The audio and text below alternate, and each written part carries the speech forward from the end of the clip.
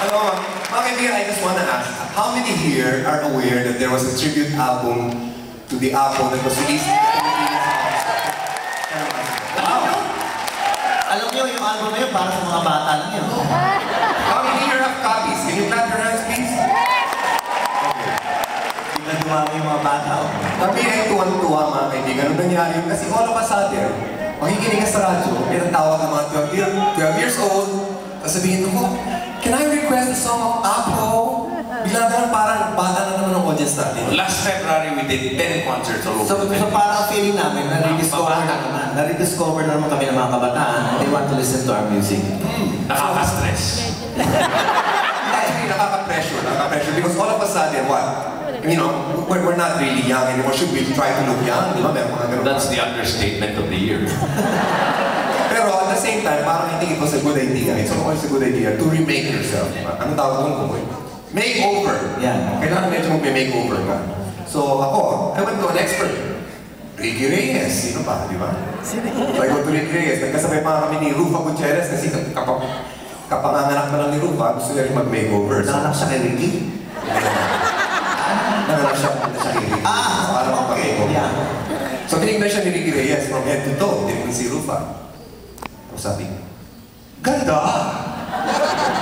Tapos tinignan niya ako. Tanda! Sabi ko, sige, gusto mo lang, okay na ako. Ako kunyari kapag bigit, nagpatina na eh. Kasama na rin ako. Kasama na yan, nag-makeover ka na rin. Ako naman mga kaibigan, you know, we actually did a concert with those young guys in the bands. The bands that paid tribute. We did a concert together and I was talking to them. Yung kamikase, di ba, kausap ko yung mga parokya. Kasi kita mo, ano kaya, paano ko kaya mapapareho ang sarili ko sa kanila? Sabi ko, alam ko na, sa buhok. Sabi ko, ano yung ginagawa sa buhok niyo? Ano yung nilalagay niyo? Sabi nila, yung wax. Okay, mud. Kandila. Hindi ko nakakapunta talaga ng grocery. May nabibili nilalagay sa hair. Anyway, bumili ako mga kaibigan. Dilagay ako ng gym. Kahit pa paano, hindi talaga tumatayo yung akin. Buboy, Alam mo, ilang sa beses- edad mo, kahit marami ng mga bagay na hindi tumatayo, dapat pagdating mo.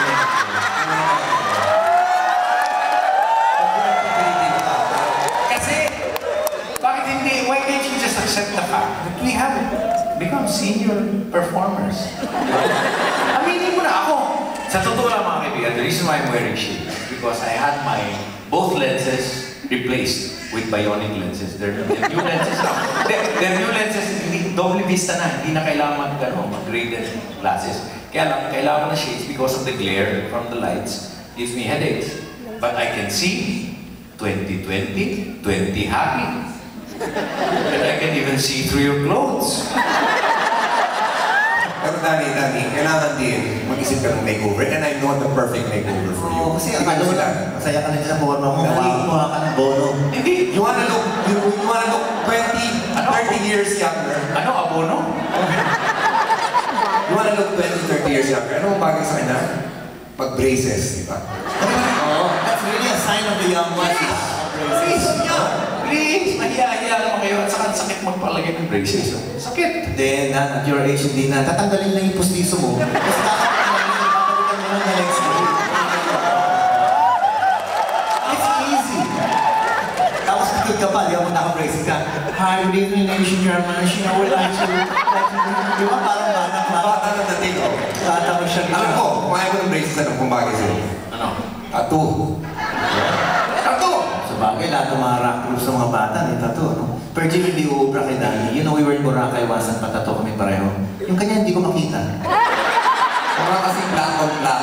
Parang Ano ba? Magkukwentuhan ba tayo? Kakanta? here's a song from that album, but we're doing it in the original Apo version.